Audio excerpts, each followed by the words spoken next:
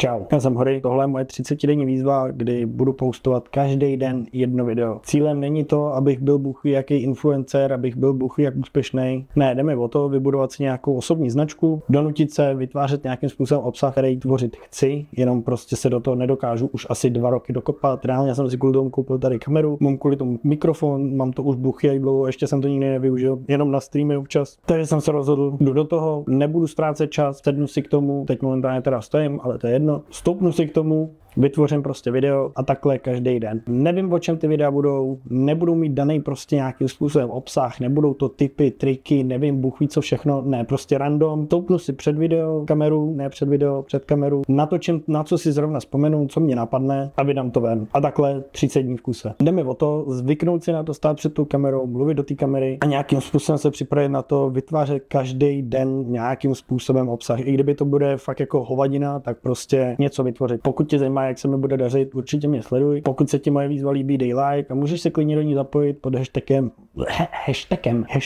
nevím, ještě jsem ho nevymyslel, bude dole v popisku videa, bude hashtag, tak můžeš s tím hashtagem vytvořit taky nějakým způsobem svoji 30denní výzvu. Právě jsem málem prasknul Minecraftovou přilbu. Jo, to je asi všechno, nevím, jestli jsem chtěl ještě něco říct. Každopádně tohle je jenom takový jako krátký úvod o tom, co teď momentálně budu každý den postovat. Něco random, a jo, je možný, že se něco přihodí, budu něco z práce, něco z volného času, nebo něco, co se mi přihodilo, tak prostě o tom natočím video. Fakt to bude čistě random. Má to žádný jakoby plán, smysl, účel. Smysl, účel to asi má, plán to nemá. Tam jediný plán je prostě každý den vydat jedno video za 30 dní. To je asi všechno. Díky, že jsi to dokoukal až sem a čus,